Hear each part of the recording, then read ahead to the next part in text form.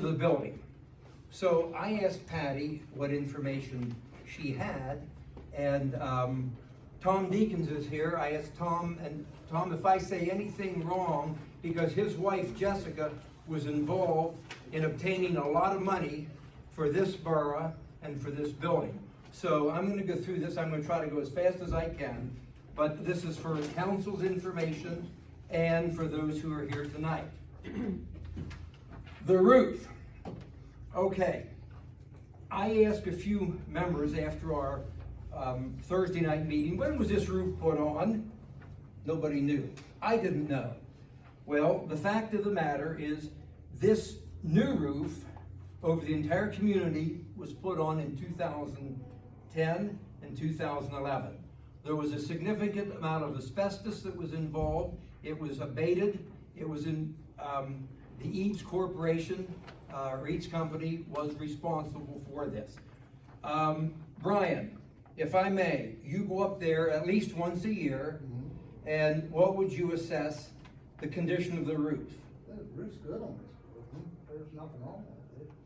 Are there any leaks? No.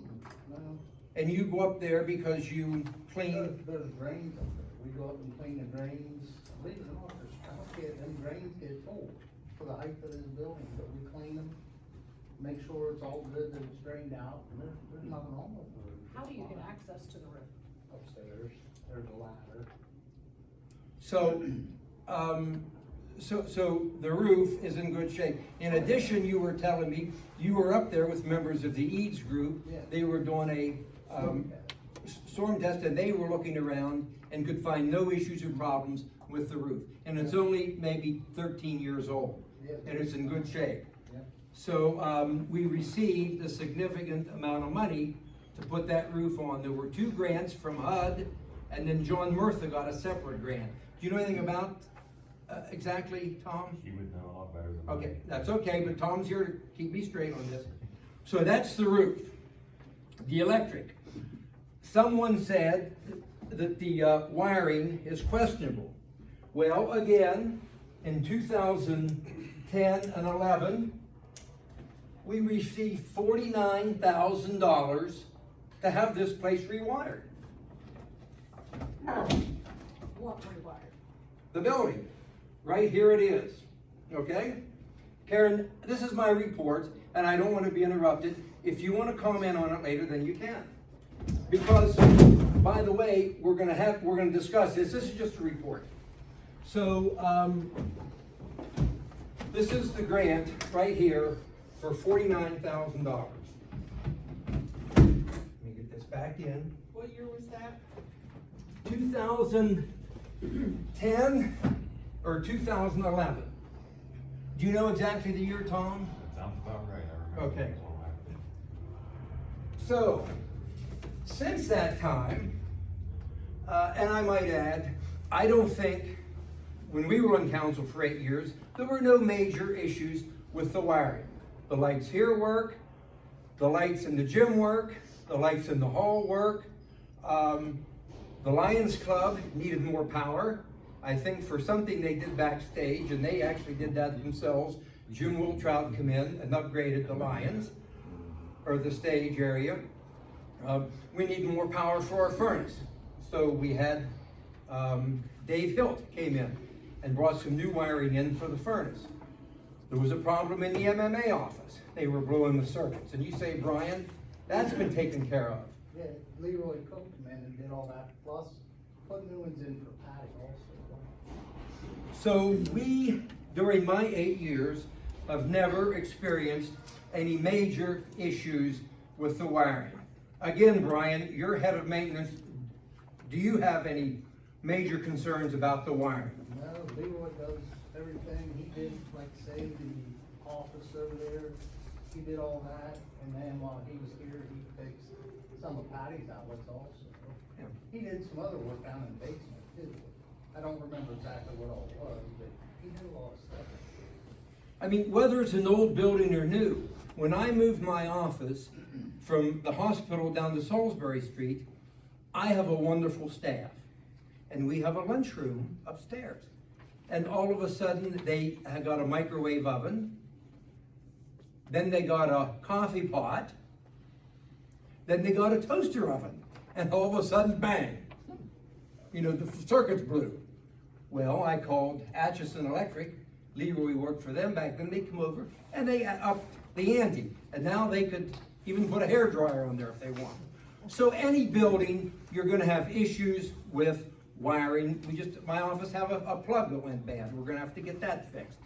So that's the electric, and I certainly, based on my research, can find no major issues with the wiring in this building. Hey, the police station was also wired. Shane should know. Was that about a year or two ago when they had trouble with the outlets? And Leroy come in and put those new outlets in down there? Probably, About 2 years yeah, ago. probably 2 years ago, he put the outlets in those. But I want everybody to hear this. There's more. The asbestos. There's asbestos all through the building, we were told. There's a company called Allegheny Mountain Research, and Gary Miller, he's a local person here in Somerset County over in Berlin. And I have right here the reports, everything that was done during the same time frame. There was a complete inspection, an asbestos inspection in this building. There was a lot of asbestos at the roof. That was all taken out, it was abated, and it was supervised by the Eads Group with the new roof. There was basement pipe fitting asbestos that was removed. Floor tiles from the second floor hallway were removed. Now, the company that did the abatement was called Penco, and they're a professional abatement, professional asbestos abatement. Okay. Gary told me every school building in Somerset County has asbestos in it. Okay? You're just not going to get away from it. And asbestos is only dangerous or concerning if you tamper with it. We have asbestos in the floor tiles remaining. Some of these old floor tiles used to be, we walked over them in high school. And then the window caulking. Okay, there's asbestos there. So that's the extent of that. I'm going to get together with Brian and Gary Miller. It's not going to cost the borough a penny. And ask him to come over, and we're going to walk through the building. And he has his reports, and we have his reports. And they're here if anybody wants to look at them. And we're going to do a complete review of what he had originally and what has been done to this building. But he had no concerns as far as the asbestos being a major problem in this building. Hold on, I wrote little notes here. Lead paint. Oh my gosh, lead paint. Allegheny Mountain Research again. Ladies and gentlemen, they tested 208 sites in this building, 208, and 10 areas had lead paint. Lead paint is not an issue. If it's on the wall, there's a sealant you can put over it, and then just paint over it, and that's it. If it is crumbling, and yes, I'll admit, Patty and I went for a walk here last week and checked every place but where the daycare was, and there is paint peeling off of this staircase back here, and is it lead or not? We're going to find out.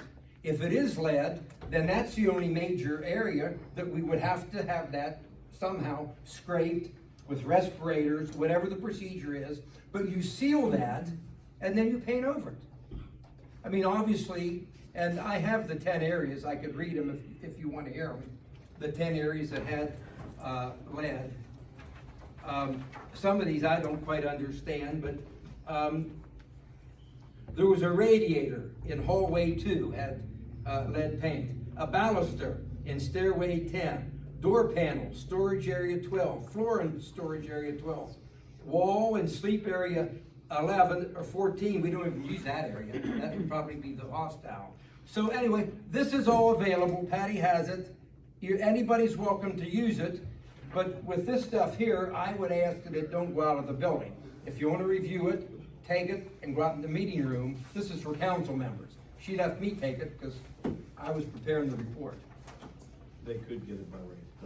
Huh? They could get that by right to their laws. Well, then that'll be a lot of copying, but, No. so, okay.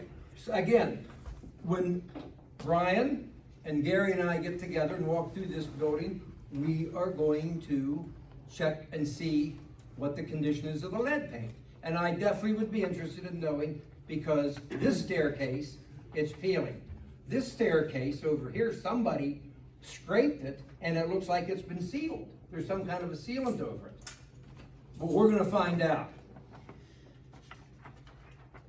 Okay, the utilities. Someone said $40,000 for utilities, budgeted for gas or something. So let me read the utilities for this building.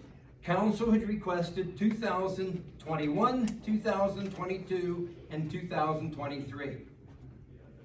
In 2021, our gas bill was $11,337. We only got $570 from the gym because COVID. You know, nobody was doing anything. So the net effect for utilities, and this is gas, electric, water, and sewer, $19,800. This town can afford this building. In 2022, the gas was up $16,973. The utilities were $25,000 for this building. This town can afford this building. $2,677 revenue came in. So you have to subtract that from the utilities, and we're down to $22,000. Now, where are you gonna rent a space for $2,000 a month that has the police, this building, and you cannot, if you're gonna do a survey on square footage, it's gonna be bogus because you have to consider the gymnasium. And that's one of the main reasons I see Blake nodding yes. That's one of the main reasons that we need to keep this building for the community. 2023, the gas was $12,891. And our total utilities were $18,868. $3,000 income. So that means the balance was $15,868. This town can afford those utilities when you figure trying to find another place to go out and rent. It's ludicrous.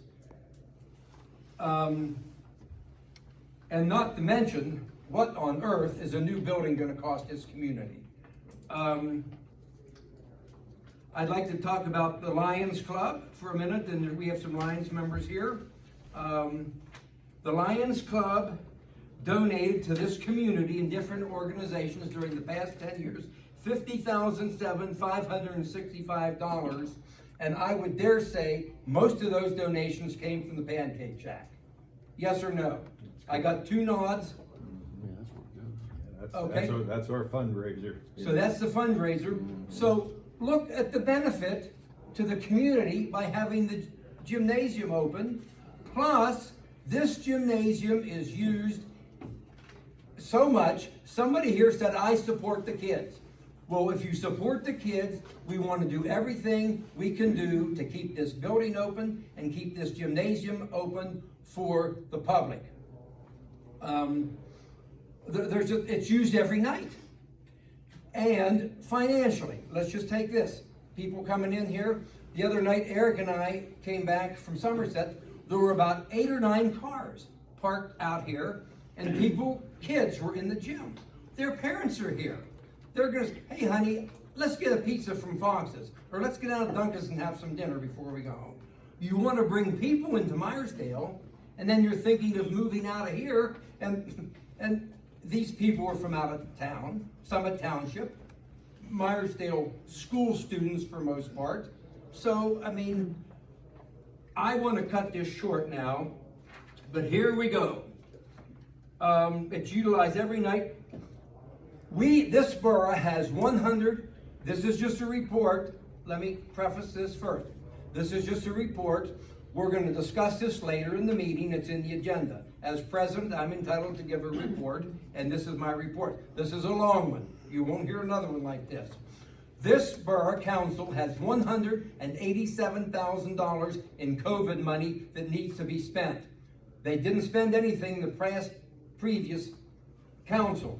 But I say, and I urge this council, let's get on board with this building. Let's spend that $187,000 in this building. Jeff Christner, here comes a bad one, folks, has worked his ass off to get money for the floor. I say we put money to Jeff's project and put a new floor in here. And I say there's other things we have to decide. Maybe replace some windows. Our solicitor says that as long as you use the money for, how do you say it, Mark? Infrastructure, and this would apply. So I think, as your president, someone who's lived in Meyersdale, I was a kid, I always wanted to be a dentist, and I said, I want my house and my office in the building, in Meyersdale, not someplace else. I've been here a long time. This building is part of the community heart, and we need to do everything we can to keep it going. This building's gonna be good for 40 years. And then after that, I'll be 110, and hopefully with Jesus. But that's what we need to do. That's my report. Again, does anybody, Lions, do you have any comments to make? Because I asked the Lions, and then Tom, I'm gonna let you report, and we are gonna move on, because I probably talked too long already. Blaker, what do the Lions feel about this building? Blake? You know, I mean, we haven't moved to a vote or anything like that, you know, but the building is very important to the club. I you know, personally, you know, it's our fundraiser. This is how we make our money. I'm not gonna go sell brooms. If we don't have a pancake shack, then we're probably done, you know. I mean, it's that simple. You know, the other thing is that, you know, the Lions Club has always been available to help, you know, do repairs on this building. You know, the last time the gym was painted, the Lions Club, I think Barry put the ceiling in and painted it. You know, I was on Dean O'Neill's crew when we redid the ladies' room, you know, and I hope there was no asbestos there because we were too manly to wear masks. And, you know, during, you know, pancake, I've replaced toilets. You know, they'd be clogging up during the Maple Festival, so Monday, Tuesday, Yoder and I, we come in with new toilet put in, you know. I fix faucets out here in the janitor closet. I mean, we do whatever needs done. Just let us know, you know. We try to be really community oriented, and you know, I think it's something, we like to believe everybody comes to town because of our pancakes and sausage, but when you and the walk, car show. But when you walk in that gymnasium during Maple Festival and we're cooking, I mean, that has, I mean, I don't know, that's a hallmark moment. You know, that's got a New England feel to it. You're just, you know, we're just country people, and we're, you know, but people drive from various states, and we've had people come in and say, I've never missed having pancakes here except the year you guys are closed. So, you know, I think it's important to the community, and it's definitely important to us. But I'm speaking, you know, myself. Like I say, we didn't do a vote at the club or anything like that. But Barry? The only thing I can say, amen. Tom, like I say, I wish Jessica could be here, just because I'm sure you and Jessica support and feel that this building is worth another 40 years. Yes, Anything you'd like to say? well, we lost the Jenkins building, we lost the Colonial. Pretty soon you don't have any identity, you know, the old buildings are the identity of the town. When they're gone, that's just another, might as well be suburban DC or something, you know, it just doesn't look like an old town anymore. Okay, we have, yes, Jeff, you didn't say about the heat system. We've heard rumors that the furnace has not ever been working. Can you clarify if you had an inspection of that system? Well, first off, Martha, I'll yield to Brian. We have a company that does maintain it. The furnace is brand new, 4 or 5 years old, and it's a big building, but sometimes it shuts off. But can you? It's a, can't think of what it is, it's a sensor. They were just here a week ago, they ordered it, to put the sensor on furnace. Good, the low flow sensor. Those always go bad, Steve. I forget what it is, it's a sensor, yeah. FSG, that's what it is, fire safe card. Yeah. That's That's why I got rid of it. Any other questions? So, we gotta move on. But to wrap it up, I'm in favor of it, and so is Ron. Clarence, the other night after the meeting, you said you don't think we could afford to move out, but I don't know how Clarence feels about staying here, but we need 2 more votes from this council to put an end to this and move forward maintaining the building. So that's all I'm gonna say. Mr. Mayor, it's your report. All right, for the Thank month- you.